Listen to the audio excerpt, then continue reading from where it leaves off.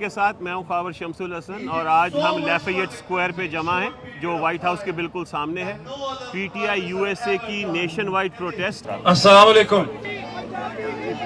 I am honored, I am grateful to be standing here with the Pakistani American community.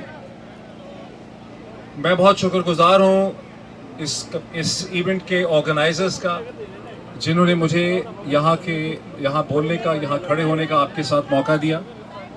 I understand آپ میں سے سبھی لوگ Washington میں نہیں رہتے، دور دور سے مختلف شہروں سے یہاں پہ آئے ہیں اور ایک خاص مقصد کے لیے، کاز کے لیے آئے ہیں، پاکستان کے کاز کے لیے آئے ہیں.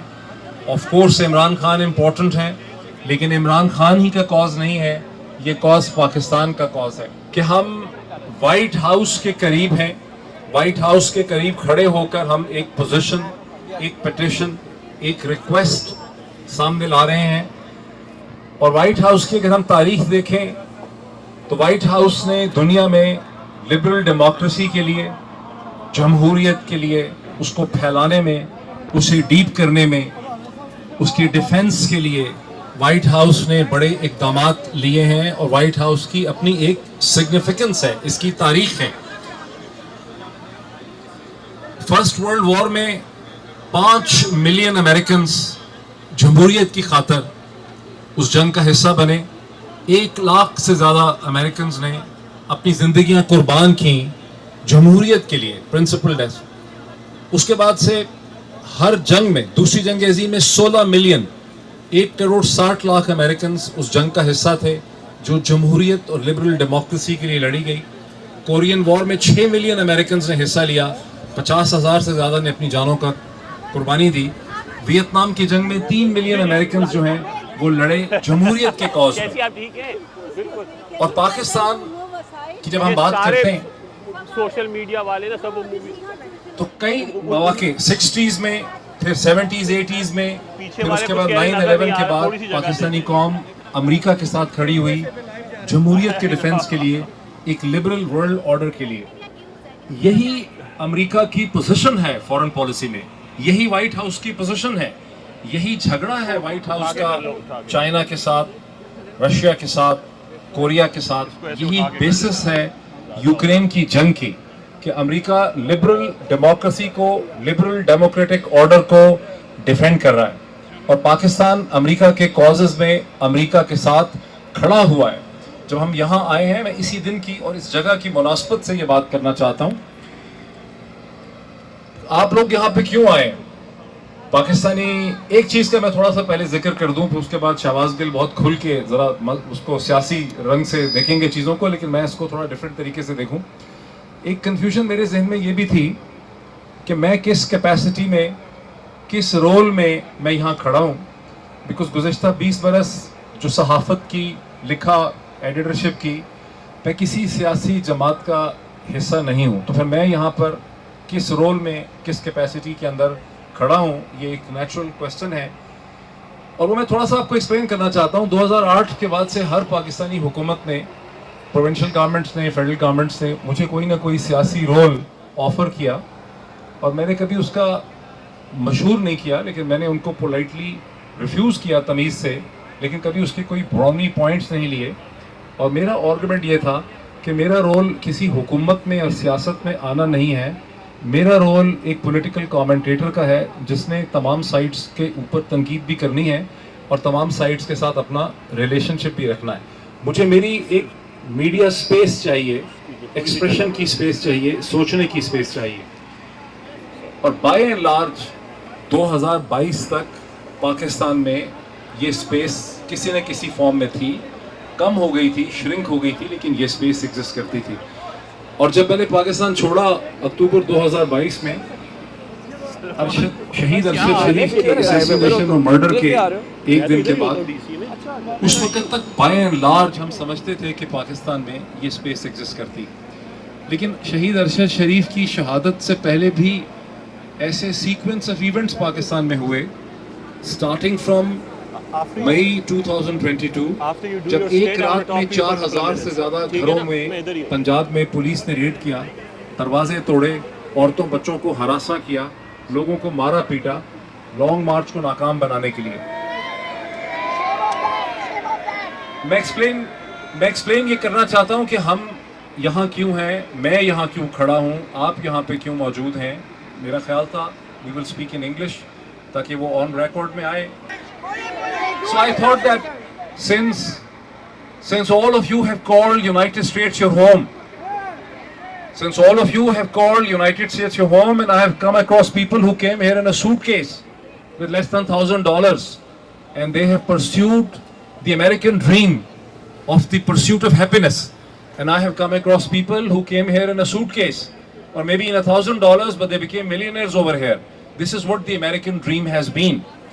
And today, if many of you are here, you're here because you have your families, you have your friends, you have your business partners, you have your interests in Pakistan. But above all, you have your identity in Pakistan, which you think is under threat. That is why you're here. That is why you have chosen to be next to the White House, because you want to register a point to the White House. What is that you expect from the White House? That is why I have given the background that how White House, since the days of Woodrow Wilson, before the First World War, has taken a clear position for the defense of democracy, for the deepening of democracy, for the entrenchment of democracy. And this is what I mentioned, that when I mentioned that 5 million Americans participated in the First World War on the principle for the defense of liberal democracy, on the principle of fighting the fascism. When 16 million Americans participated in Second World War, they were fighting against fascism.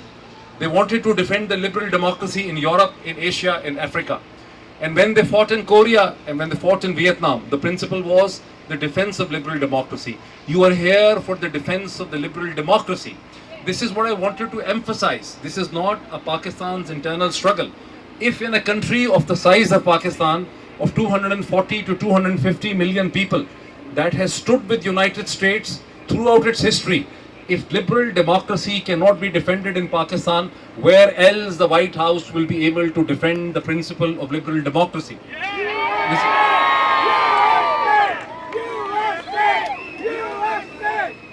It is not just the murder of media or the assassination of Arshad Sharif, but the sequence of events that started to take place in Pakistan after May 2022. The season of beatings on the road, of arrests, of detentions, of abductions, of people disappearing without any due process of law, when men were hung upside down, stripped naked. I mean, I just mentioned few names and all the scenarios will come in front of your eyes. When I mention Imran Riaz Khan, when I mention Arshad Sharif, when I mention Jameel Farooqi, when I mention Dr. Shahbaz Gill, when I mention Senator Azam Sawati, all the events come in front of your eyes. The way the former Prime Minister of Pakistan, Imran Khan, was almost assassinated and murdered on 3rd November 2022 near Wazirabad. And then after May 9th, the unleashing of terror of the state against the people of Pakistan.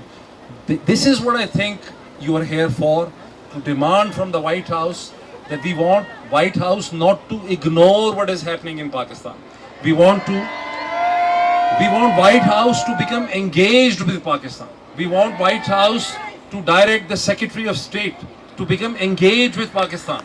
When we see what is happening in Pakistan, the human right violations which I just mentioned, the violation of the dignity of home, the way women have been treated, the way still hundreds of men and women are in arrest, including many women.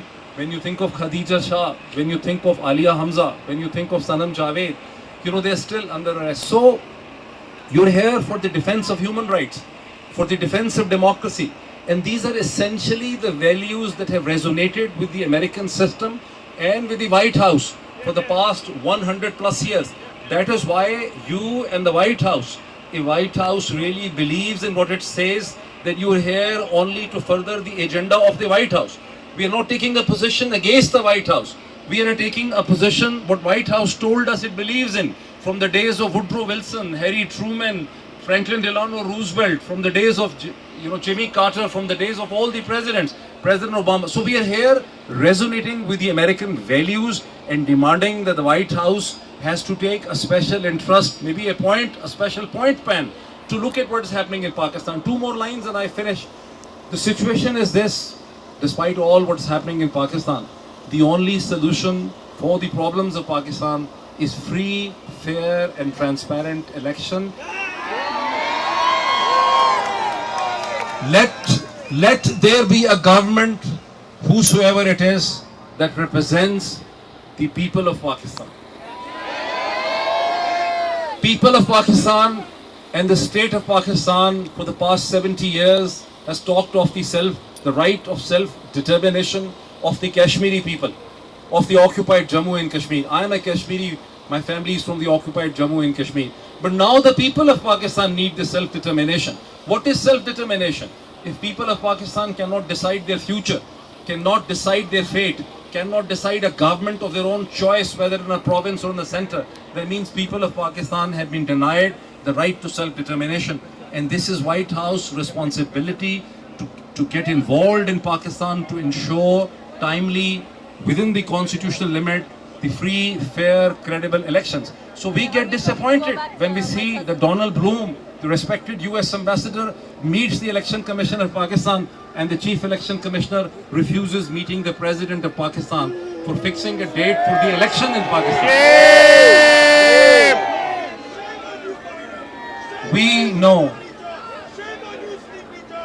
We know this thing, that the IMF deal which this regime in Pakistan got was not possible without serious efforts on part of the US Treasury. So they are surprised when the White House or the State Department tell that they cannot tell the government of Pakistan for the elections within the constitutional limit.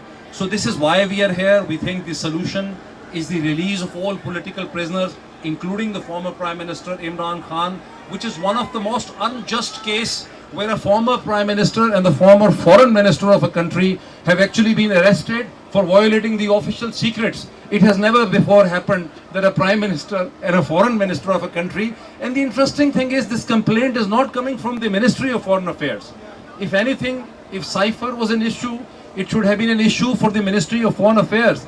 But the Ministry of Foreign Affairs has never launched a complaint in Pakistan. It is the Ministry of Interior of the PDM government that launched that complaint. So these are some of the points I think we need to reassert, and I believe that a memorandum will also be delivered to some representative from the White House today. So I wish that our voice reaches the White House, the presidency. Thank you so much.